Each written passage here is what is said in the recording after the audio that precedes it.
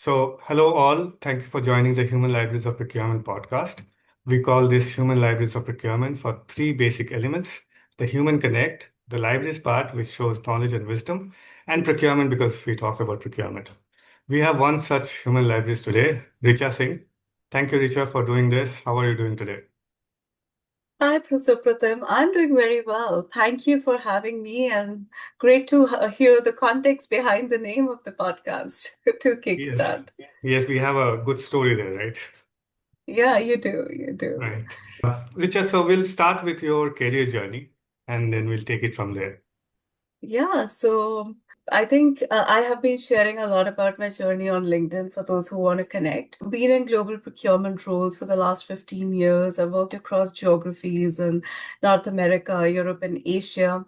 And most recently, I'm working in pharma, but I've also worked considerably in the FMCG space, in the banking space, and partly in the chemical space. So, yeah, I think I can say after 15 years, I love procurement. And somehow, I changed a lot of geographies, industries, and everything, but that was the thing that stayed constant. Yeah.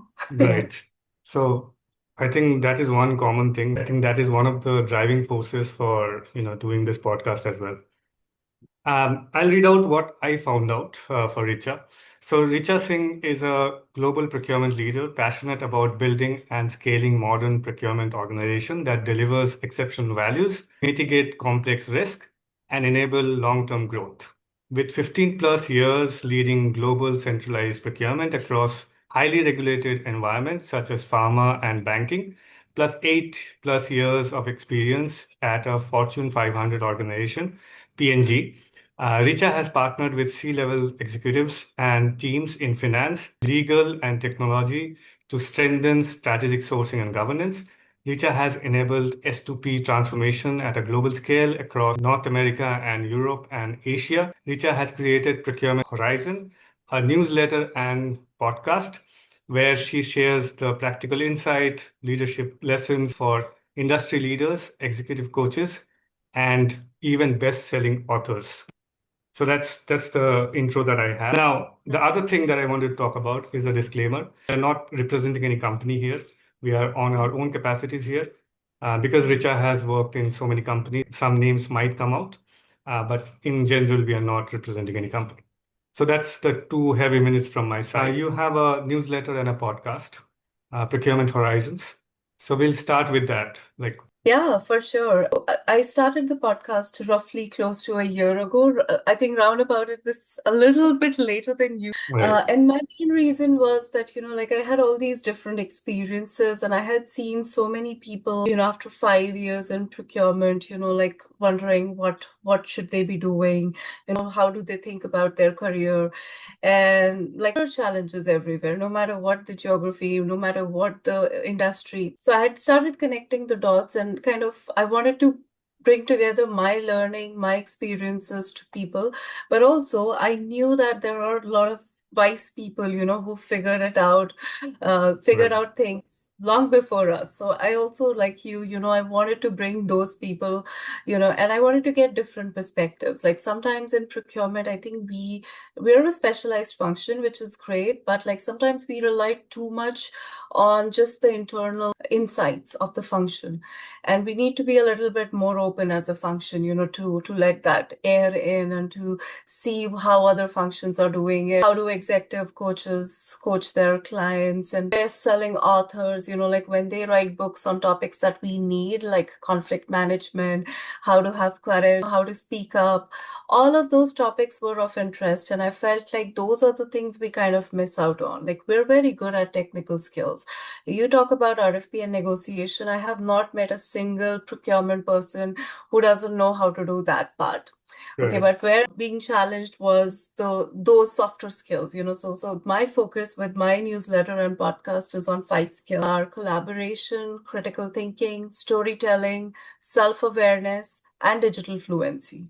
And there's a reason why I call it digital fluency and not like, AI and whatnot, because I don't think people will miss out on learning about AI. Everybody wants to learn about AI. But how do you apply that knowledge to your space? I think that's more valuable. Right. Yes. And not everyone can do that. So we'll talk about that. But yeah, that's just to give you a snapshot of why I do what I do. Right. One thing that I observed when I started this podcast is it's a privilege to talk to somebody who is more intelligent than you, right? So, Same that here. has worked for me a lot. I every time I talk in the podcast, I gain a lot of knowledge, and Yeah, and same here. Whichever yeah, side we are on, I think I get to learn a lot from, people I interview, and also get to learn from a lot from hosts like yourself. right. Thank you. So that has always been the thing, and you are talking to authors. You have a variety of podcast guests that you have. So I go by those five skills only, like, Mhm. and I go a lot by the kind of questions people are asking me, whether it's through LinkedIn or the podcast or the newsletter or things that I'm hearing people are struggling with. I mean, a few t months ago, I realized that meditation is something that we don't. I think you're into meditation as well, right? I Right. remember you Yes. mentioning Yes. that. Yeah, so I heard from a lot of folks that, hey, we don't know how to get started with meditation. And I was like, a few years ago, I was in the same boat. I didn't know what to do. And also, when I tried it, it just didn't seem to work for me. So, like I got Right. somebody who got me interested into that because I felt that knowledge was so valuable that even investing like 2 minutes a day tends to have like, measurable impact when people do that. Investing 2 minutes is not a big investment, right? So Yeah. start small, start right. I mean, that's just the approach. And second, yes, like, who are the best people? Like one thing I learned working at PNG was that, hey, you might not be an expert at everything, but what I picked up and what I was good at was learning from the best people. And that's what I'm trying to do as well. Right. And I would put the link on the comment section for any if they want to explore it.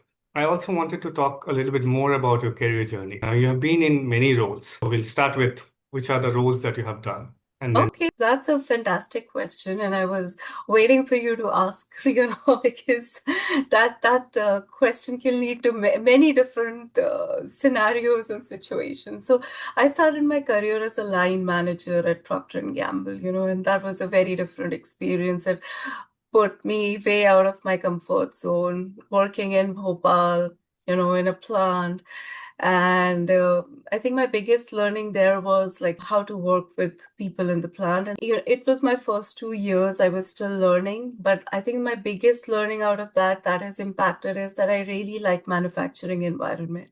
And mm, that is something that prompted me to move into pharma, like the best manufacturing opportunity I got this time. So because of my early experience, how much I enjoyed working not just in manufacturing, but also later on, when I was doing procurement roles, most of my roles were directly or indirectly serving the plant, and I really got to enjoy that environment. So my second role, I moved into procurement. I needed to move to a city called Mumbai. And at right, the time, I wanted to, like, I was getting married. I just said that, hey, move me to Mumbai, whatever the role, I'll take it.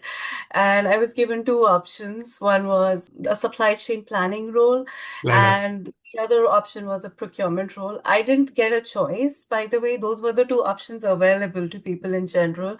At right, my time, I only got the procurement role option. And that time I was wondering, like I was in a plant, I had a very different view of procurement people. They used to sit far away from the rest of the other team right, on the manufacturing line. And then they used to come specially to some meetings and they felt left out. And, so I was not so keen based on what I had seen. Like decided to go with my gut. I spoke to the people I would be reporting to. I felt like positive and I just like, took a leap of faith there. Right. And I'm glad I did because I think that role in procurement that turned out to be one of the most fulfilling roles I've done so far in my career. I was responsible for this real estate and facilities portfolio. First, like starting with India, and then that role gradually expanded part of Asia and Middle East Africa, and then later on it expanded into a global role. So Nice. it gave me great exposure. I had the best team that I was working with, people who really supported my development. And I was solving very complex problems. Like, we were trying to do a global deployment with a services supplier, and that was very challenging to do in India at the time. And Yes. like, the approach that I followed, I think that's something that was rewarded as well. Like it got a innovation award at the time. It was not a coveted role in procurement. Like, let me be honest. People used to say that, hey, that role anybody can do. And I got into that role. I did everything from scratch, like starting from a very tactical space to making it something strategic to, like that led me doing that role well for about 3.5 years is what led me to be the first person in our department to be sent to Europe, on an expat assignment.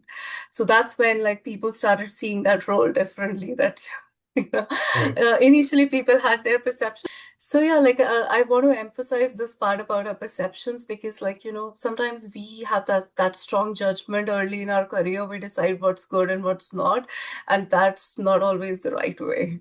And yeah, like just doing what you have well, that's what takes you forward. Right. If I So might yeah, add one thing here, if mm, you're a professional and somebody is paying you for doing some job, I don't think that statements hold true, that anybody can do it. So there is nothing called anybody can do it in a professional world. But yeah, please carry on. yeah, that's true. That's how we think at the time. But you're right. Like, yeah, it's Yeah. not anyone can do it. Every job you do, it's who you bring into that role. Right. Great ad. So yeah, so after that, yeah, the expat assignment in Europe, of course, like it was super challenging. First time I was living outside India, I had a personal situation as well. My husband was in a different city than I was. Like I was in Brussels, he was in Paris, along with a very demanding role at the time and like, with very high expectations. It was a capital equipment role. I think what I liked about that role was that it gave me a flavor of an international expat assignment and very different environment. I made some great friends. I learned a lot of things. One of the challenges I faced was that, first time I was in a role that was even a bit farther away from manufacturing. I was buying like this packing equipment for plants, but I was not directly in touch with the manufacturing stakeholders. I was working with engineering. So that added a layer. And I think the level of complexity at the time was mind-boggling for me because there was 108 plants or 110 plants that were under my purview in that global responsibility. And just learning about the machinery in every plant, and there was little standardization at the time, which means, every plant had some unique special ways into how things were done there. And yeah, like I'm just giving this an idea to understand how much Right. complexity we have to deal with. Like, we're not the technical experts and we should not even try to be, Yeah. but we need to get a basic understanding of what we are buying, to be able to do something well. And then, yeah, like I was in banking. After that, I moved to Canada, again, driven by personal situations, like wanting to be in the same place as my family and my husband. So, like, it was a three-way different transition. The only thing that was constant was procurement. It was a new company, new industry, Yeah. and new country. The first year, I have to be honest, like I was buying corporate services, which meant a broad range of services. And like it included right from buying things like, negotiating deals with the credit card companies to, buying digital solutions. First year, I have to be honest, like I couldn't even understand what people were talking sometimes in meetings out. And over time, yes, like, I developed it to a stage where I was the first one in that role to do a bank-wide SLA training, to develop that from scratch and also to deliver it. One thing I forgot to mention, it's not just a new company, country, industry. It was a very different stage of maturity of procurement, because Right. that plays a huge role. Like coming from Procter and Gamble, where everything was standardized. You pretty much know what you're getting into and what you're doing. Like this was a Right. literally a white space where procurement was just trying to establish equity with stakeholders, like people who've been working with suppliers directly in credit card space years and years. How do you get them to change their approach? It's not easy. Over time, like I had a great learning experience there, but I also felt this yearning to, come back to manufacturing space because I felt like that's what made me most alive. So yeah, last 1 year I've been working at Aperex. I'm leading some categories in the indirect procurement space. Again, like 15 years mostly indirect. So yeah, like I'm really excited about our team. Like we're also a new function, we're a growing function. Like we're all like centered and focused on one particular goal. And second, I think the beauty of it is like we are very open to sharing knowledge and how we collaborate, and like we have a great leadership as well. So that's supporting us. So yeah, that's in a nutshell. So we talked about the roles. I could sense that there are multiple industries that are involved here, right? I could pick up manufacturing, pharma, banking. Yes, chemical. I didn't speak about that because that was a brief, like 3-month assignment in Germany after leaving PNG. Yeah, it was a very small stint. Again, manufacturing, chemical manufacturing. It showed me the world outside PNG for the first time, like Right. things that I took for granted in a big company where you have the brand name. When you walk into negotiations, you have a strong brand name to leverage. And without that, like, how do you negotiate deals? How do you build relationships? That was the new learning there. And within these industries, do you think procurement behaves differently? Like procurement is done differently for, let's say, pharma as compared to banking? Yes, from what I have seen, there are like, differences in the culture aspect Mm. of it. The other difference is in terms of, what's important versus what's not. Like Right. banking, my experience was that was highly process oriented. Like, yes, savings were important or value creation was important, but there's like a 60% focus on the process, Right. Right. and sometimes that's great to, have great audit results, but also that can become a barrier to innovation at times. That's what I Mm. feel. Right. So manufacturing to me is like, I think it's one of the most innovative space, like whether it's Yes. FMCG manufacturing, food or pharma. I've seen like people really want to take on an idea, take the ownership, deliver, execute it. So that's much faster in manufacturing, and that's the part that I like best. Yes. I think that is a great point. All the good innovations come from manufacturing and particularly pharma. People will agree or not, but I've seen pharma being innovative in many ways, and I think the best ideas come from there. The other thing that comes up for your career journey is that you have been in SCM for, you know, complex regions, complex industries. You're handling a supply chain for such region. Are there any quick wins or are there any long-term plans that you do? What are the focus areas that you go about? Yeah, another great question. I think so. To your point, both are important, quick wins as well as a long-term outlook. Right. And especially the long-term outlook becomes more and more important as you progress in your career. So, in terms of quick wins, I think having a 90-day plan, no matter what role you're in, whether it's as a Yeah. manager or it's as an analyst or a director, I think just going in with the plan that, hey, this is what I'd like to do in the 90 days and getting input from, your key stakeholders, your leadership, your peers, that will give you a strong footing. Even your suppliers, like Right. meeting your key suppliers, getting their input. So at the end of the 90 days or within even those 90 days, I think if you are going through a plan, you will be able to identify some quick wins. How do you gain trust? Like, and when you talk to people, you'll hear of their problems, and that way you can have, a log made of what are the key issues and which ones would be a bit quick. Like, remember, we have this quadrant where we say that, hey, this is high effort, high savings, or low Right. Yes. effort, high savings. So I think quick win is just establishing trust. It could be anything.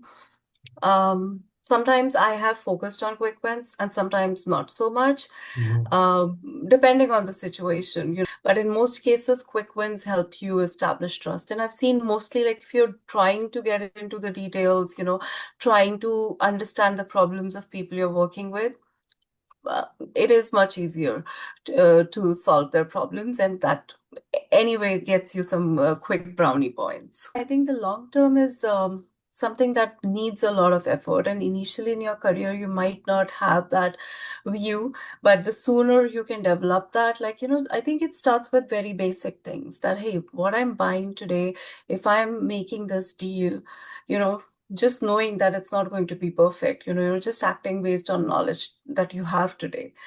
And then trying to ask questions that, hey, what is the long-term business outlook on this? What are, how is the supplier industry changing over the next 3 to 5 years?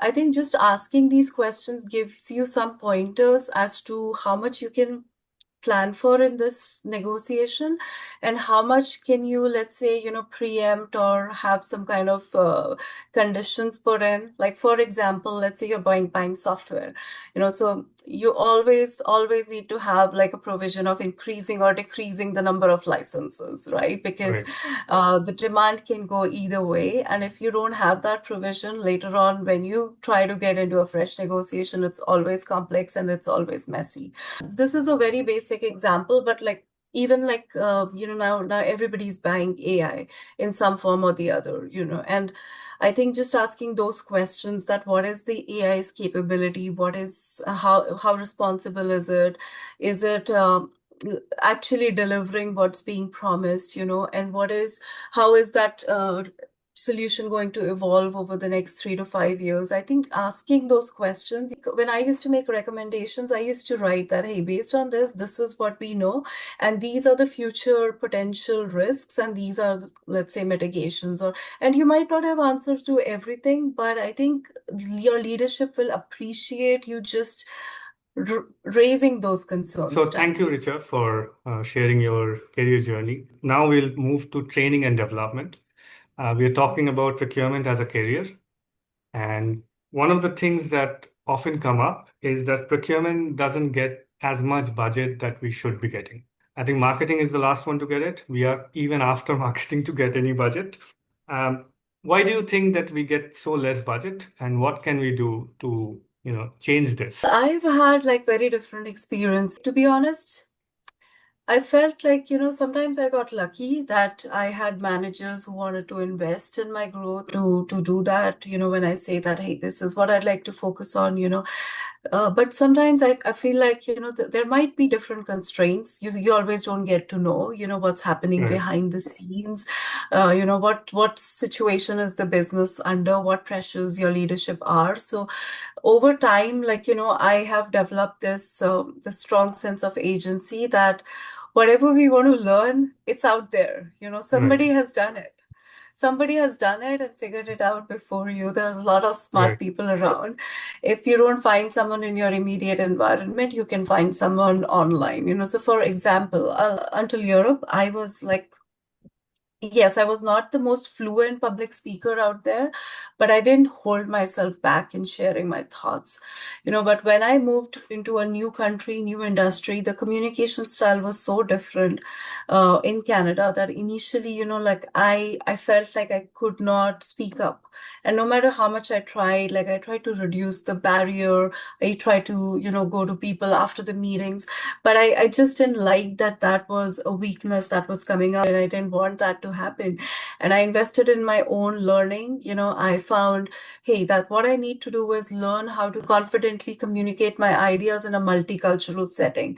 Right, And the best person that I knew who was teaching that was Nosheen, and like, she was also ex-PNG. So I think we had a bit of a connect. And when right, I spoke to her the first time, I realized that, hey, this is exactly what I want to solve. That coming from India, from a very different environment, yes, I was working in a global company as well, but still, like, when your whole environment changes, sometimes it takes you time to adjust. And, like, I picked it up from there. I put in a lot of practice and effort into it. Now I'm speaking on a lot of podcasts, and this year I've been invited to speak in some of the biggest procurement conferences out there. So Right. so it's a journey, but like the sooner you take ownership and you invest into it, uh, is when you'll see the progress. Thanks for sharing that. Mm. That's like a success story, That's like a achievement in its own way. Thank you. One of the key things that we do in these podcasts and all is to share our stories so that somebody else gets inspired as well. Yeah. Now, we talked about the five key procurement skills that is needed for the future. If you would Mm. like to get into a little bit more depth on those each skills and how they help in somebody's I career. mean, training and development is like my favorite topic. Right. I can talk for days on this. So yeah, I think collaboration is easy in our roles. I mean, easy as in not easy to learn, but easy for exposure. Like Mhm. every day you wake up, you have the opportunity to help internal stakeholders or work with external partners and to shape into something beautiful. And all of it requires that collaboration. So I think the best ways to learn is on the job. But yes, having the right mindset is important, like trying to think about the other people, what they're really looking for, listening well, understanding their pain points. I know these sound basic, but I feel like sometimes we don't do that well enough. Sometimes we Right. get Yes. really stuck in our own process or in our own goals. And what has worked for me the best in these roles is the more you can support business outcomes, the better you'll deliver your own goal. Won that innovation award at PNG. That was like we had an internal methodology for operational excellence within the plant, but we hadn't tried doing it with an external partner, especially a services partner. I brought them together, the internal stakeholders, along with a global supplier. And both of them had their own ways of doing things and converging to one way and doing that successfully. That led to like a 30% savings pipeline for one plant, Right. and that thing was replicated all across plants in Asia, like and it delivered significant value. So seeing that we have this opportunity, not all functions get that opportunity. Then number two is Right. critical thinking, that it Yeah. is great to collaborate, but then you have to make sure that you're collaborating in a way that it is actually effective. You're not just a PO processor or somebody who's told that, hey, go and negotiate, get that contract done or get the savings done. How do you actually create value is by bringing your knowledge in, your experience in, and you don't have to be an expert. Like I have brought different categories. I was never an expert in the category. You have to be the person who's willing to ask the tough questions, and you need to be the person who thinks about like, hey, how could this situation turn into, what are the different scenarios? In my case, I like to Right. write, and I think writing is what helps me see not just my side, but also when I think about the other person's side, that lays it out clearly. And I think over time, like investing last 3 years into writing, now it's become easier for me to understand other people's perspective and take it into account. Yes, going in with the right questions, I think, is a great first step on critical thinking. Then storytelling. Storytelling has various forms. I mean, for me, it started with writing as well, like, just having the right hooks to engage the right audience, like then thinking about the depth of my stories. And then, yes, starting the podcast, sharing my stories, getting other people's stories on. I think that, and now, I mean, recently I used this, that, but I was not emotionally invested in storytelling there, and I read a book recently, which was recommended to me, by someone who's a mentor. And yeah, that book is called Everyday Business Storytelling. And that book actually changed completely, how I'm doing presentations, because it helped me understand like how do you do it in the most engaging way. Otherwise, like, we end up making slides which are so full of content, and Right. we're trying to explain them, people are trying to understand them, and the core message Yeah. is lost. On self-awareness, again, like it's a journey. I think I'll be very honest, in my first assignment outside India is when I noticed every like people have such very different outlooks, and I think I got a feedback somewhere that, hey, you need to think about self-awareness in situations, because I have this tendency of being very strong on, my opinions. Right. So yeah, so when I got that feedback, I was like, okay, self-awareness, everybody talks about that. How do you get it? This was like 10 years ago, so it's been a while. Thankfully, I think I have better self-awareness now, and you're not comparing your self-awareness to anyone else's. It's only you versus you. So Right. that's the good thing. So I read this book called Insight by Tasha Eurich. Again, like a brilliant author. That's the first work that actually tells you how do you develop self-awareness. Like not just internal. Internal is knowing your goals, your ambitions, knowing yourself, like what drives you, what are your values, but also external self-awareness, which is how you come across to a people, and not everything needs to be changed. Like, for example, okay, I'm talking to you, and there would be some gestures that you could pass, and I will get to know that, okay, this person doesn't like me because of this thing that I said, and Right. maybe they don't like me because of that. But that doesn't mean that I change that opinion. Sometimes if I feel like that's the right opinion, or I feel strongly about it, it's come from the right place. It's not coming to harm anyone. It's just that it's different from the other person's opinion. You don't need to change that. I have to be honest, it was not a straightforward learning. It involved taking in a, a lot of punches Right. and being able to stand up after I would that, add one because more thing for self-awareness, that four quadrants of Joe Harry window, where you have your personality, which yeah, is blind hidden, spot. which is known to the world Yeah, and all that. I think yeah. that is also a good one to start. Yeah, it is. It is. Yeah. Yeah, so yeah, like I think it was for me, like when I started working outside India in Mm. Europe and Canada, it has been like a journey of figuring out a lot of those blind spots and Right. then deciding how I'm going to respond to which situation without getting into a fight, flight, or freeze mode. Talking about digital fluency, I think the good thing about this is that this is the most, let's say, overused skill right now. You have lots of experts online. I like a few. I like Joel Colin Demers a lot. I think you Right. also spoke to him. Mhm. Yeah, like his newsletter is one of the first I subscribe to on procurement technology. I also read a fair bit about like, different AI technologies and all. And I want to address one thing there, like people feel so there's two kinds of thinking in procurement that I'm seeing. One, like very initial stage career people, they are very quick to learn about AI. They can learn about AI, but they don't have the functional knowledge. Okay, and they need to wait and go through their own journey to be able Right. to relate what they're learning on AI and to apply that. Like, hey, everybody can write on, let's say, Chat GPT or Copilot that give me a negotiation strategy for this scenario. But imagine categories procurement manager establish base case best case scenarios of handling this particular situation, and like just the intricacies of it comes with time. That's what I Right. want to like. I don't want to share my whole prompt right now.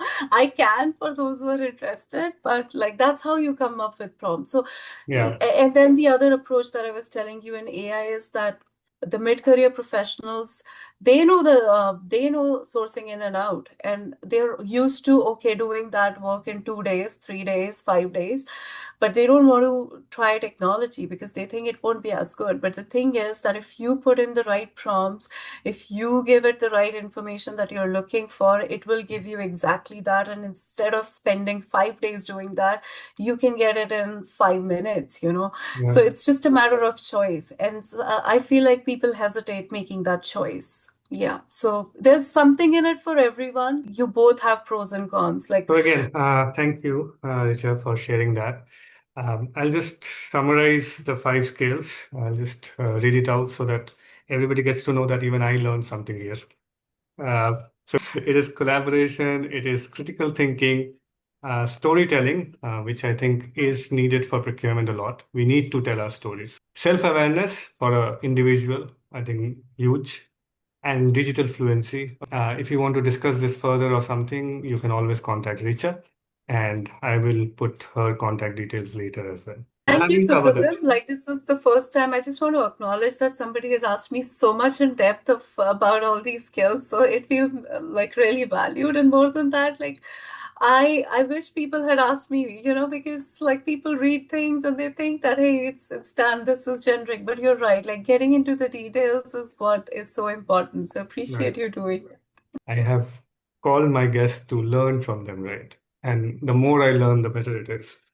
Now, getting a little bit more into training and development. Procurement doesn't have a career path. If we have it, we have just recently started these things. So how can we attract new talent? And one of the quick ways is to show them a good career map. And your thoughts on this? It's a difficult question. I'll do my best to share my views. Yeah, please. I don't think, this might sound surprising, but I don't think a career map is going to be an answer to the problem we're trying to solve, like with talent management. So I've been in situations where, I worked for companies where, yes, you were really asked to focus on having a career map, having a direction.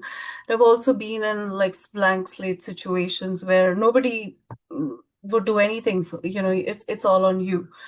So somehow feel that yes, early in career, it's important to know which direction you're headed, but also the environment that we're in, it's not it's not possible the career journeys that people used to have in the time. Like they used to spend 20-25 Right, years in a company and it was a pretty much straight line.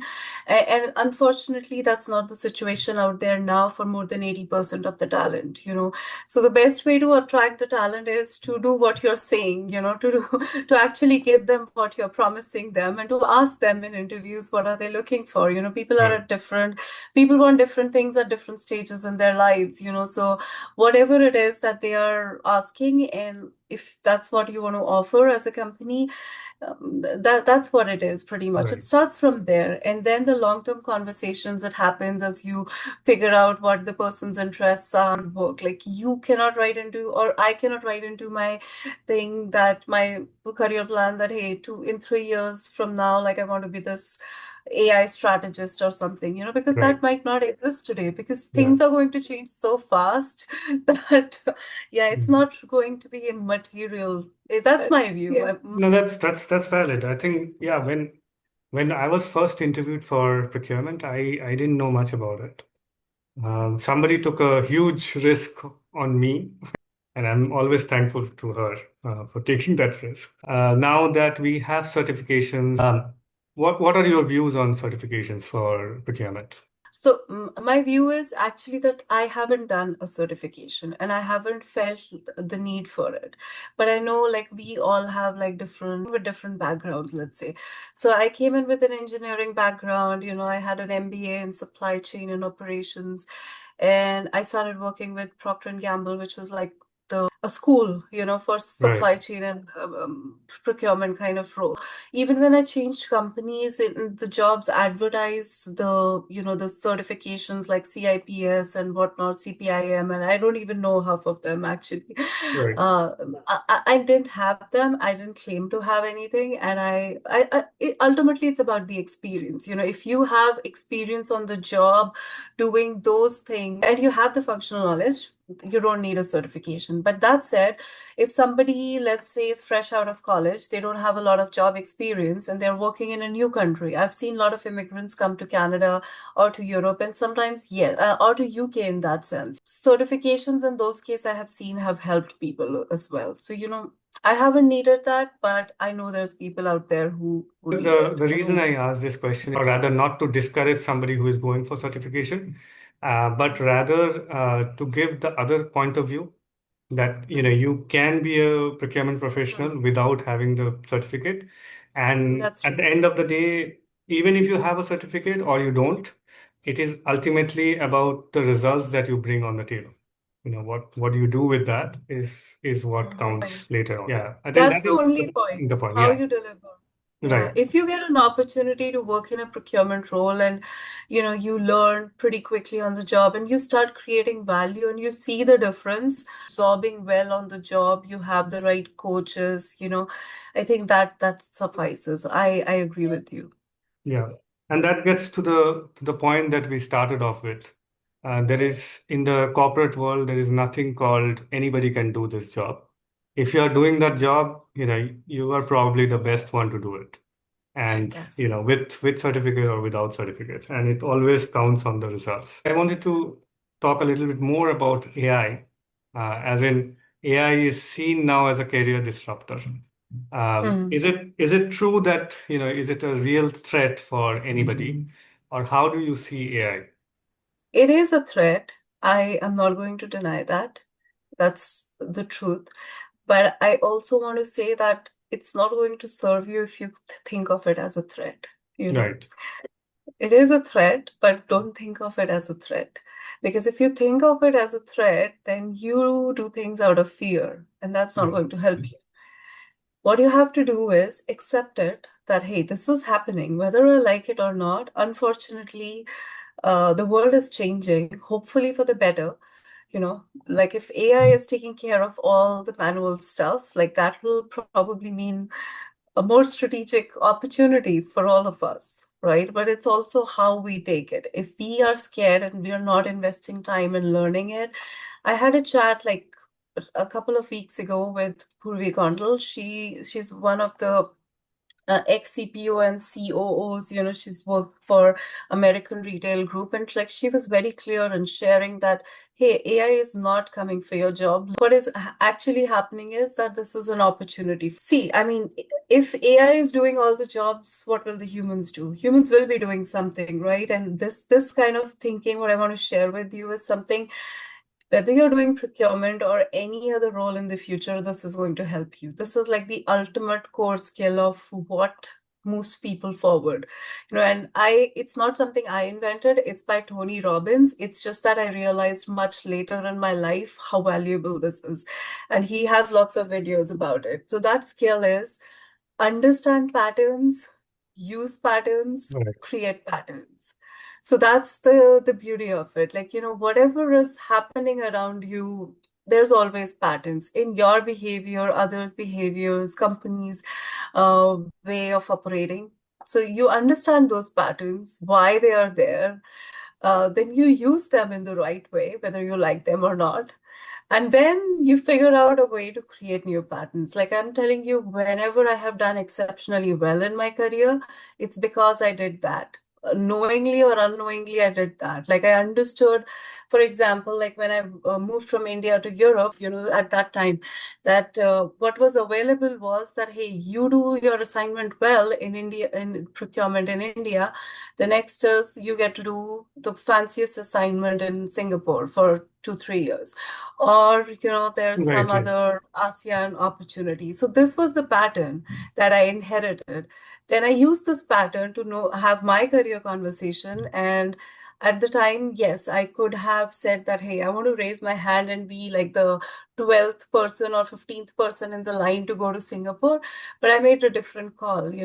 My company hadn't sent anyone from my department to Europe. I said, my need is to be in Europe. So I would accept an assignment in Western Europe. And Mm. it seemed very highly unlikely to people that it would happen, but I kept working towards doing my job well and like whatever I could learn from outside. And that became a reality in less than a year time from the time I first had the conversation. So I'm just giving this as an example. There's lots of examples out there. I mean, I did this for a very selfish reason, but when I do this for others, like, when I'm in a situation in a meeting, and I see that, hey, these are the patterns and this is always happening. And then I talk to those people, hey, this is another point of view. And just because you're acknowledging their fears or, like their patterns, you can find a new way of doing things ultimately. So it's a wide world out there. Try to apply the skill to any situation, personal, business. I think it's always been a reward for me whenever I've tried it. Yeah, I think the best part is that you have to understand the pattern. And then if the pattern suits you, go ahead with the pattern. If it doesn't suit you, then break the pattern, right? So it is like that. I think that is what I picked up from your example as well.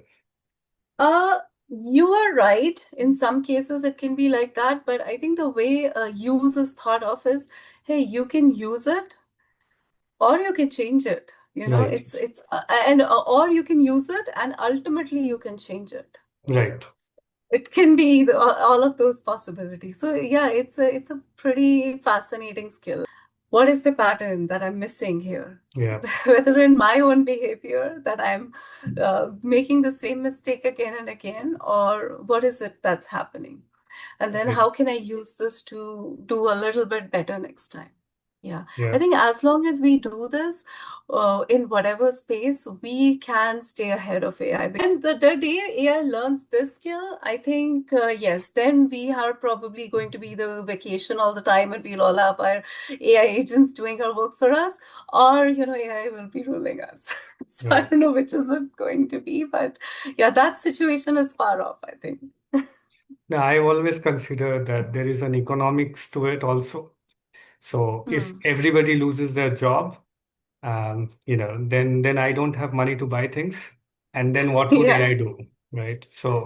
that's So that is true. another way of seeing it, that humans need jobs. There is a structure to the society, right? Because of jobs. Ultimately, I think this is going to help us become better at our Yeah, jobs. That's how I feel. Yeah. right. I also Yeah. wanted to talk about the trends that you are seeing in the future of supply chain. We've talked about this a little bit. I think less manual work for sure. And I think we need that in procurement because a lot of us get into a lot of tactical spaces. And, when we're building new departments, there is always going to be that curve of doing tactical manual things. And if you can automate that, nobody's going to complain. Yeah, so that represents this opportunity to be more strategic, be more business focused, focus on where you actually can create value, versus trying to worry about, hey, I need to get that contract signed by this date, or like I need to run after this. So yeah, like less of that and more of like strategizing is what I see us doing. And then I do see there's going to be a short-term dip, like in terms of our capability, because, it's something we haven't addressed in a while. Like people in procurement, sometimes they've got very, very skills, and there's no skill matrix again to judge who's at what stage. So people have been in comfortable positions for like 15, 20 years in a lot of markets, and that's going to change. Unfortunately or fortunately, that's going to cause that short-term dip. But overall, I think if you're willing to adapt to the change, using that, understand, use, and create pattern, I think, yeah, it's going to improve us as a function. So we have a bright horizon after that. Yeah. And it's all Yeah, for good reasons, I think. Yeah. I'm that's how hopeful we have to for think procurement currently. and future. Yes, that's how we need to think. One of the questions that keep coming up is the seat at the leadership table. Procurement can only get to the that seat if we show value. You know. So, and this is something that, we have all our conversation around it. How can procurement or supply chain in general show value to business stakeholders or companies in general? I mean, fantastic question, and something that I think we need to be thinking about on a daily basis.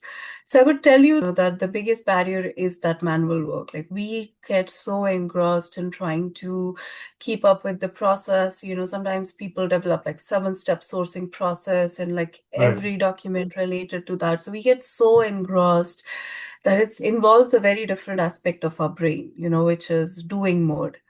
And what we need is that thinking mode of our brain, right. something that is thinking about the business problems, thinking about what exactly do our stakeholders need. So I think that's the biggest barrier. And the way through is not pretty. I mean, it's you have to change your brain or how it has become used to operating over a certain number of years, to start delivering value. Times when you're new in the system, you're trying to learn, you're like just focused on getting the steps right. I remember one example that our colleagues were spending 20 hours or more in trying to fill numbers on an Excel file, just to make sure the reporting was accurate. And 20 hours a week, out of a 40-hour work week was a lot Right. of time investment. And I did that for a while, and then I was like, like I just cannot let my engineering process-oriented Right. side of brain keep taking a hit by investing 20 hours into this. Everybody had the same problem, but nobody was willing to speak up about it. Like our management, our leadership did not know. Even if we spoke about it, it came out as a complaint, Right. which doesn't solve any situation. You have to be, that's where the storytelling and that communication part comes in. That like because I had that experience, I had seen how things would work in a different environment. I was able to draw that picture that, hey, this is our current state and this could be our future state, and this is how we can do it. So it doesn't need to be perfect, but just if you get your brain engrossed in thinking about solutions, that is like the first step.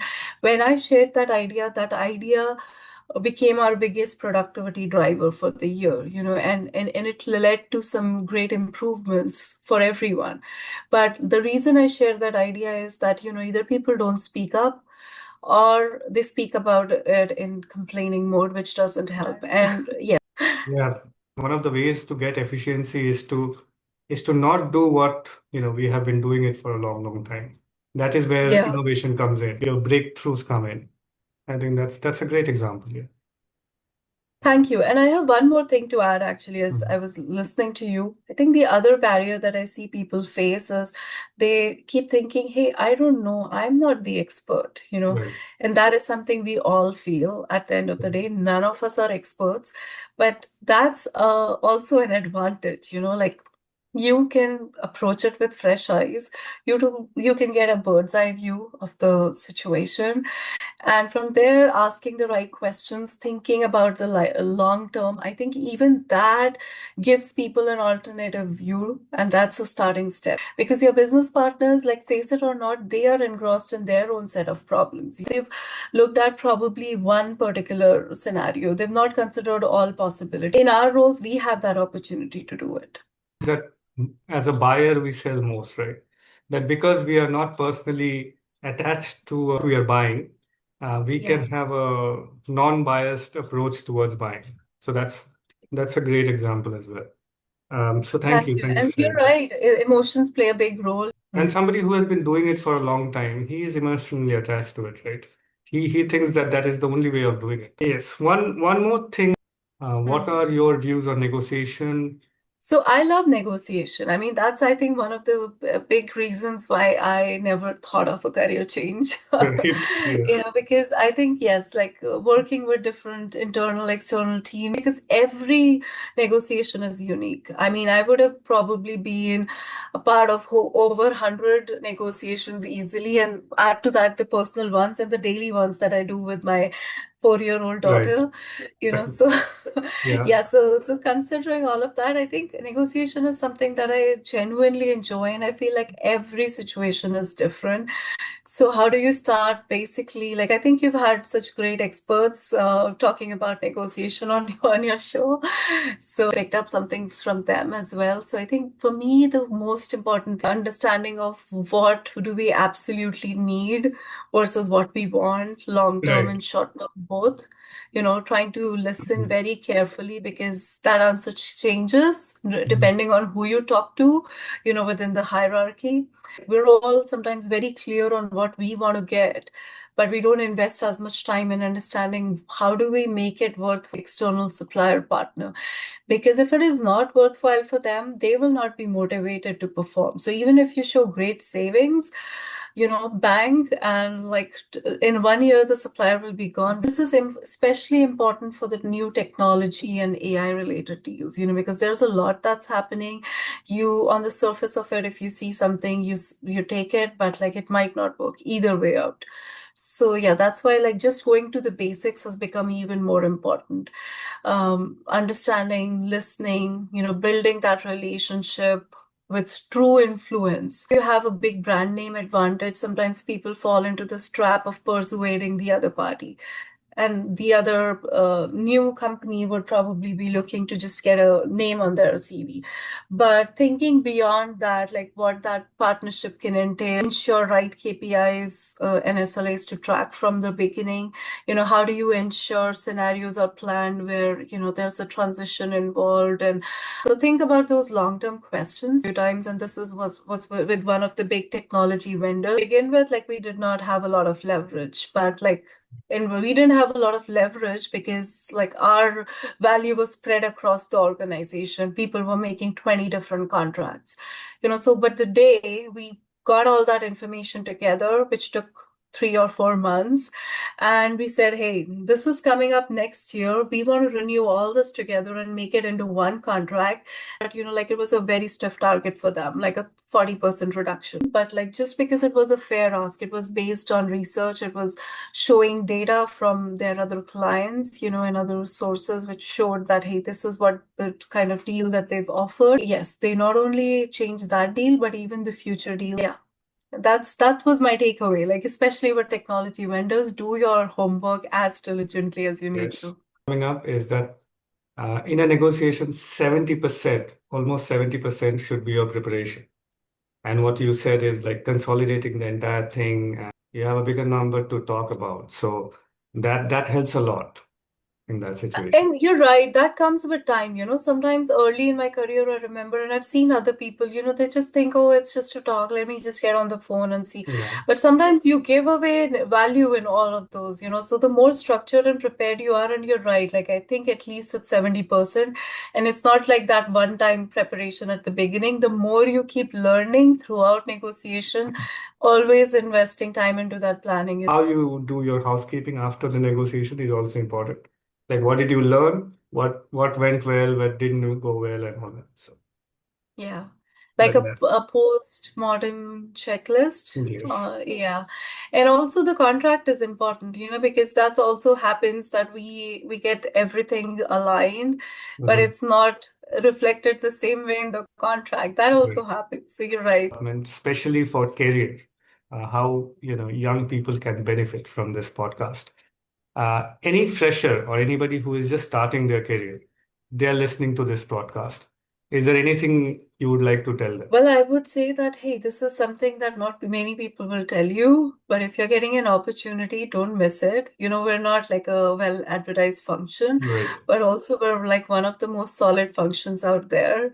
And the reason for behind that is that you get an opportunity to some strong, successful business outcomes from day one, no matter which role you're in, and you get to develop your strategic thinking, not just do tasks. Yes, if you want to do that, you have that, but every role has that opportunity to develop your strategic thinking skills. Then you get a holistic view of any business, like right from the internal teams and like, the inception of, let's say, a new product to how it's perceived outside, how what exactly is going into creating something.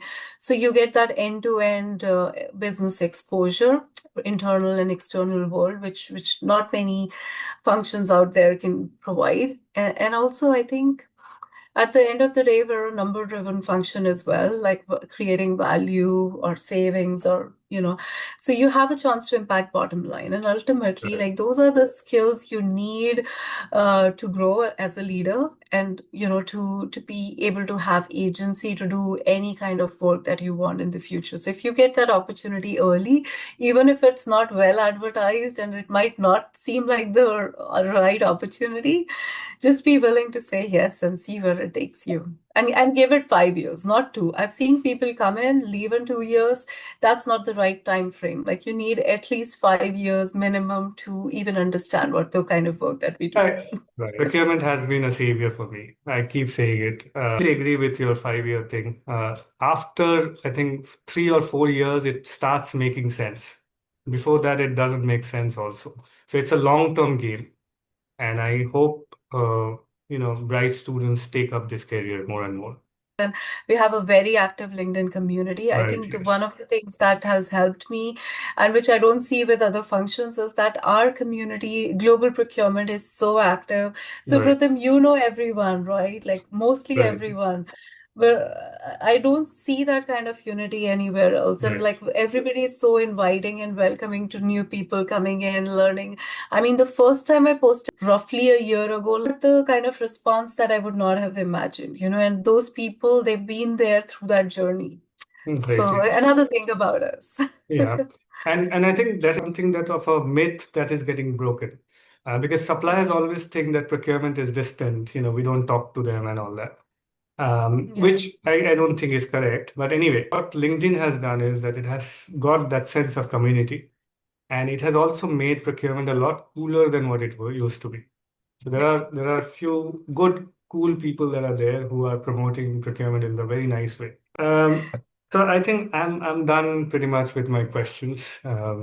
Is there anything, Richa, that you would like to add before we end? Well, I would just say that, if procurement is your passion, you're on the right track. If you feel Right. called out towards this kind of work, it is fulfilling. There's a lot to do.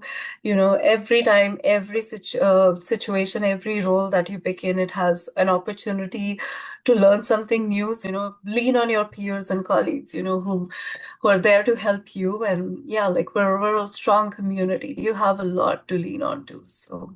Yeah, nobody's alone in procurement. Right, yes. That's a great thought. The other thing that I also wanted to cover is your contact information, if you would like to add. I would put those in the comments. How can Okay, people I'll give you contact the you? link. Yeah. I'll give you the link to the newsletter. I'll give you the LinkedIn profile.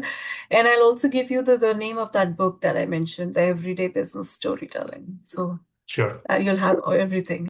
So Richa, thank you for doing this. A lot of good learning. I learned a lot, right from career journey to training and development. Those five skills that we need. AI, how things will be with AI and all in there. Thank you for sharing. Um, My pleasure. and everybody listening, thank you for listening. Have a nice day then. Bye bye. Yeah, thank you for having me and thank you and keep doing great work. Thank you. If you like this video, please like and subscribe to the channel.